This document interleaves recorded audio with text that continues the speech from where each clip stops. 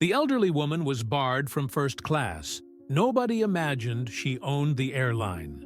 Margaret Wilson adjusted her simple cotton cardigan as she entered LaGuardia Airport.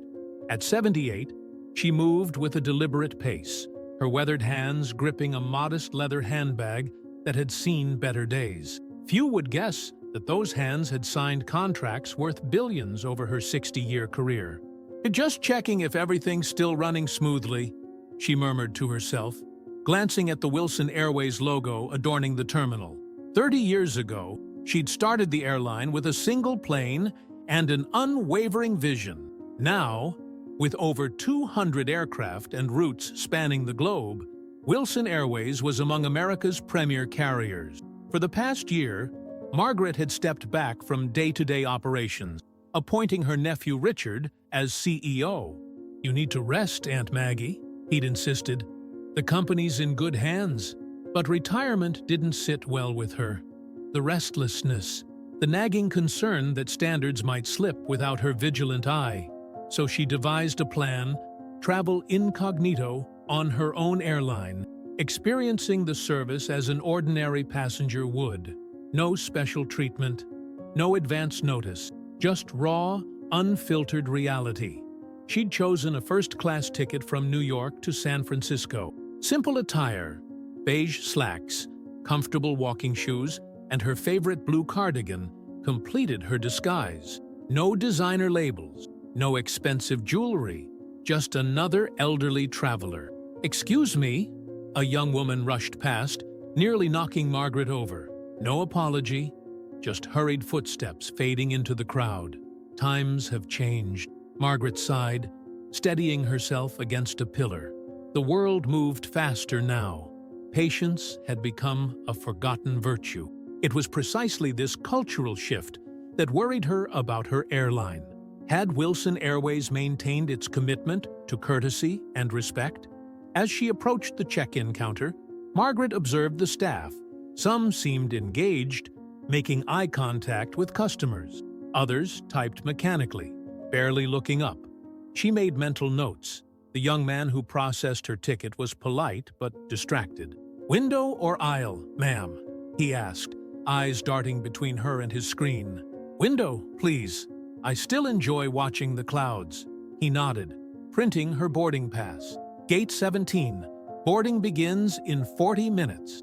Margaret thanked him and headed toward security, her excitement building. For decades, she'd flown as Margaret Wilson, founder and CEO. Today, she was just Margaret Wilson, senior citizen, the truth concealed behind unremarkable appearance and a deliberately chosen seat in first class. The pride of Wilson Airways' service offerings. Margaret stood patiently in the priority boarding line, her boarding pass clutched firmly in hand. First-class passengers were being called forward, and she shuffled ahead with the others. The terminal buzzed with the familiar sounds of announcements and hurried conversation. "Boarding pass, please." The gate agent, a young man named Tyler according to his name tag, barely glanced up as Margaret handed over her ticket. His eyes flicked from the pass to Margaret, then back to the pass. His brow furrowed. "I'm sorry, ma'am, but this appears to be a first-class ticket." Tyler's tone suggested he was explaining something to a confused child. "Yes, it is," Margaret replied calmly. Tyler cleared his throat, lowering his voice. "Ma'am, this line is for first-class passengers only. Economy boarding will begin shortly." Margaret blinked, momentarily stunned. "Young man, I am aware of that. I have a first-class ticket." She tapped the boarding pass, where first class was clearly printed. The agent looked her up and down, taking in her simple clothes, worn shoes, and the absence of designer accessories. His smile tightened. "There must be some mistake. Perhaps you were upgraded automatically by our system. Let me check." "There's no mistake," Margaret said, her voice firmer now. Behind her, other passengers were growing restless, some exchanging knowing glances. A woman in designer clothing whispered something to her companion, both of them glancing at Margaret with barely concealed amusement. Margaret felt a familiar sting, the same one she'd experienced decades ago when male executives dismissed her business proposals without reading them. The irony wasn't lost on her. The very airline she had built from nothing was now treating her as if she didn't belong in its premium cabin. She straightened her cardigan, a small act of dignity amid the growing humiliation. Tyler tapped at his keyboard. "Our first-class cabin is quite exclusive, ma'am. The ticket price is substantial." "I'm well aware of what a first-class ticket costs," Margaret replied, feeling a flush of indignation. "I purchased it deliberately." A well-dressed businessman behind her sighed loudly. "Some of us have connections to make," he muttered, just loud enough to be heard. Tyler glanced at the growing line, then back at Margaret.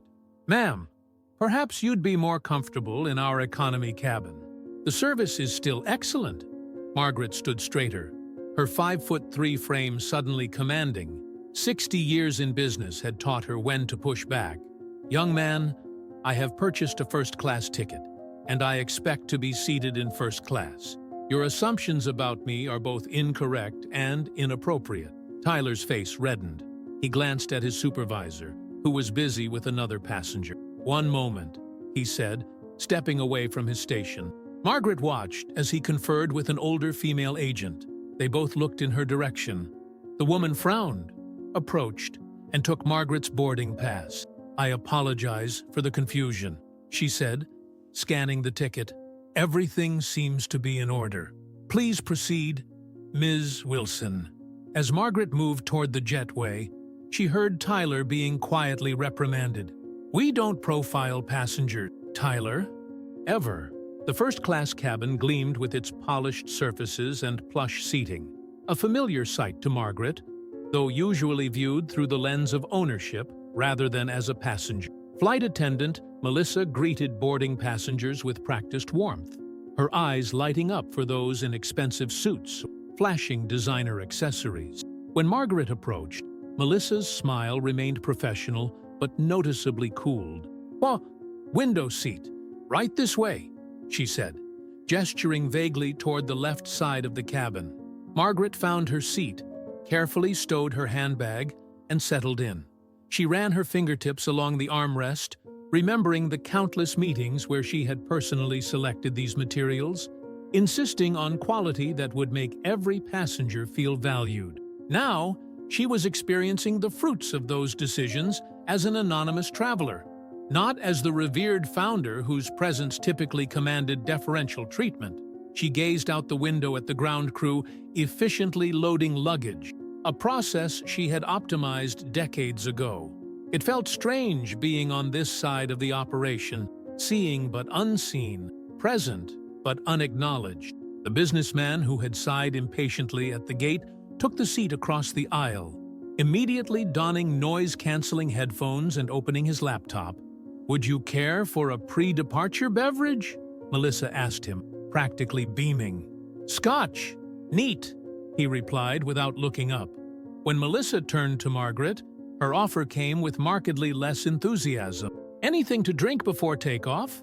"Sparkling water with lime, please," Margaret requested, watching carefully as Melissa nodded and moved away.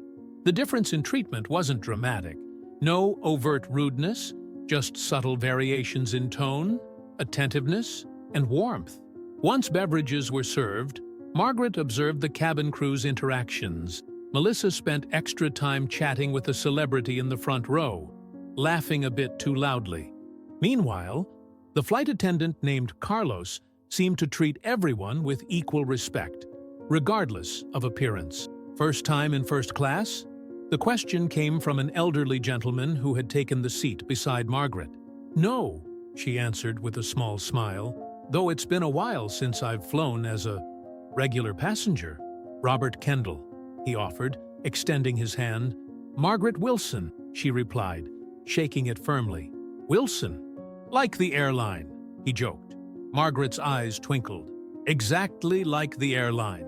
Robert laughed, assuming she was playing along. "I fly about twice monthly between New York and San Francisco, business consulting, semi-retired, but they keep pulling me back in." "I understand completely," Margaret said. "Retirement isn't for everyone." As the plane taxied toward the runway, Margaret engaged Robert in conversation, learning he'd been a loyal Wilson Airways customer for over 20 years. "The service isn't quite what it used to be," he confided. "Still good, but something's changed in the last year or so." Margaret felt a pang. This confirmed her suspicions. "How so?" she asked. "Hard to pinpoint. Staff seems more stratified in how they treat people. Like there's a calculation happening about who deserves attention based on appearance. Wasn't like that before." Margaret nodded thoughtfully as the plane accelerated down the runway. She'd built Wilson Airways on the principle that every passenger deserved respect. Somewhere along the way, that foundation had begun to crack. Cruising at 35,000 feet, Margaret discreetly observed the cabin dynamics unfold like a familiar play, performed by an increasingly unfamiliar cast. Melissa fluttered between the first few rows where the more obviously affluent passengers sat, while Carlos methodically worked his way through the entire cabin, giving each passenger equal time and attention. When the meal service began, Margaret noted the sharp difference between Carlos's approach. "What would you prefer, Miss Wilson?" and Melissa's cursory "chicken or pasta?" delivered without eye contact. "The chicken, please," Margaret chose, watching as Melissa placed the dish before her with minimal ceremony, before turning to lavish attention on the businessman across the aisle. Robert leaned over. "See what I mean? It's these little things." Margaret nodded, her heart heavy. She'd hired the first flight attendants herself decades ago, instilling in them the importance of genuine service, regardless of a passenger's status or appearance. That ethos had clearly eroded. Midway through the flight, Margaret pressed the call button. 3 minutes passed before Melissa appeared, her smile strained. "Yes," the question hung between them. Stripped of any courtesy title, "I wondered if I might have some hot tea," Margaret requested. "We'll be coming through with the beverage cart shortly," Melissa replied dismissively. "I understand, but I'm feeling a bit chilled now." Margaret's tone remained pleasant, but firm. Melissa's sigh was just audible. "I'll see what I can do." 10 minutes later, Carlos appeared with a steaming cup. "I apologize for the wait. Miss Wilson, would you like milk or lemon with your tea?" "Lemon, please. Thank you." Carlos. He seemed surprised she knew his name. "You're very welcome. Please don't hesitate to ask if you need anything else." After he left, Robert chuckled. "You got the good one." "There shouldn't be a difference," Margaret replied softly, more to herself than to him. When turbulence hit somewhere over Colorado, Margaret observed another telling contrast. Melissa checked on the premium passengers, while Carlos ensured everyone was secure and comfortable. "Been flying long?" Robert asked, as the plane bounced through rough air. "All my life," Margaret answered truthfully. "You could say aviation is in my blood." "Military?" "Business," she replied. "I've always believed that how you fly reflects how you live, with dignity or without it." Robert studied her with newfound interest. "You sound like someone who's given this a lot of thought." Margaret smiled. "A lifetime's work." As the plane began its descent into San Francisco, Margaret made her decision. The airline bearing her name had strayed from its founding principles. The question now was how to correct course without undermining Richard's leadership. Her nephew wasn't a bad CEO, just perhaps too focused on profits over people. A common failing in modern business, but one she wouldn't accept in her company. San Francisco International Airport hummed with activity as Margaret made her way through the terminal. She texted Richard from the plane, requesting a meeting at the Wilson Airways regional headquarters, located just minutes from the airport.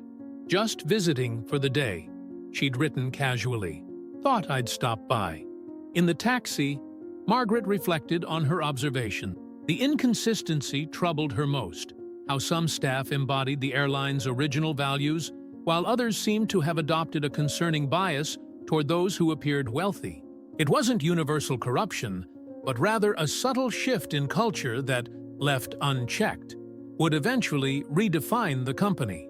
The Wilson Airways building stood 12 stories tall, its glass facade reflecting the California sunshine.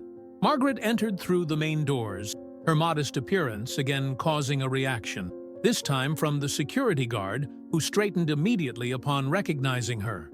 "Ms. Wilson, we weren't expecting you today." "Hello, Frank," she greeted him warmly. Just a surprise visit. She glanced at the marble floors she had selected 3 decades ago, chosen not for their luxury, but for their durability, a reflection of her business philosophy. Every detail of this building had been carefully considered during its construction, from the energy-efficient windows to the staff break room that was deliberately as comfortable as the executive lounge. The disconnect between the company she had built and what it was becoming struck her deeply.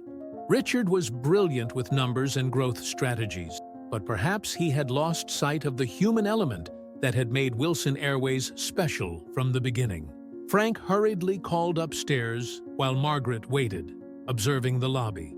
She noted with approval that her portrait still hung beside her father's, her in her pilot's uniform from her early days running the airline, when she sometimes flew the planes herself.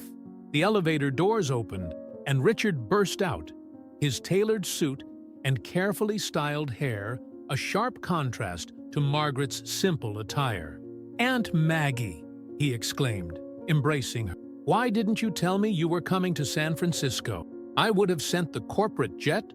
"That's precisely why I didn't tell you," she replied, patting his cheek affectionately. "Shall we talk in your office?" Richard's corner office offered a spectacular view of the runways where Wilson Airways planes took off and landed in a carefully orchestrated dance. Margaret settled into a leather chair, declining Richard's offer of coffee. "I flew commercial today," she began without preamble. "A first class on flight WA2117 from LaGuardia." Richard's expression shifted from confusion to understanding. "Ah, one of your quality checks." "Exactly." Margaret leaned forward. "And I'm concerned, Richard. The experience was inconsistent at best, troubling at worst." She recounted the incident at the gate, then described the varying levels of service in the first-class cabin. Richard listened, his expression growing increasingly uncomfortable. "And that's unacceptable," he finally said. "I'll identify the staff involved and—" "No," Margaret interrupted firmly. "This isn't about individuals, Richard. It's about culture. When I started this airline, I was often underestimated because I was a woman in a man's world. I vowed our company would never judge people by their appearance or make assumptions about their worth. The issue isn't a few problematic employees," Margaret continued, her voice steady. "It's a shift in values. That comes from the top." Richard fidgeted with his pen. "Our customer satisfaction scores remain high. Revenue is up 15% year over year. Numbers tell only part of the story," Margaret countered. "I built this airline on the principle that everyone deserves respect, not just those who look important or wealthy." She pulled out her notebook, where she'd documented specific observations. "What troubles me most is the inconsistency. Some staff still embody our values perfectly. Others seem to have adopted a troubling bias." Richard sighed, running a hand through his hair. "What do you suggest?" "A company-wide recommitment to our founding principles," Margaret said. "Starting tomorrow, I want to implement Operation Perspective. Every executive, yourself included, will fly as a regular passenger, economy and first class, at least quarterly. No special treatment, no advance notice to staff." "That's a significant undertaking," Richard protested. "It's necessary," Margaret insisted, "and I want a complete revision of our training program. The focus on technical skills is important, but we've lost sight of the human element." Richard studied his aunt, recognizing the determination in her eyes. "You're right," he finally conceded. "We've been chasing metrics and forgetting what made Wilson Airways special in the first place." The next morning, Margaret stood before the assembled staff at the San Francisco office. Employees listened intently as she shared her experience, carefully omitting names while emphasizing the importance of consistent respect for all passengers. "I didn't build this airline to be just another carrier," she concluded. I built it to set a standard, to show that success and humanity aren't opposing values. 2 months later, Margaret boarded another Wilson Airways flight, again dressed simply, again traveling incognito. This time, the difference was palpable from the moment she approached the gate. "Good afternoon, Mrs. Wilson." The gate agent greeted her with genuine warmth. "Welcome to Wilson Airways. We're delighted to have you flying with us today." In the first-class cabin, she recognized Melissa, now delivering consistent service to every passenger regardless of appearance. When their eyes met, Margaret saw recognition dawn on the flight attendant's face. "Miss Wilson," Melissa said quietly. "I didn't realize that day." "It's all right," Margaret assured her. "What matters is what we learn and how we grow." As the plane lifted into the clouds, Margaret gazed out her window, satisfied. The airline bearing her name was finding its way back to its foundational values, not because of who she was, but because of what she stood for. The true legacy of Wilson Airways would never be measured in fleet size or profit margins, but in the dignity with which it treated every person who stepped aboard its planes. In the end, that was the only measure that truly mattered.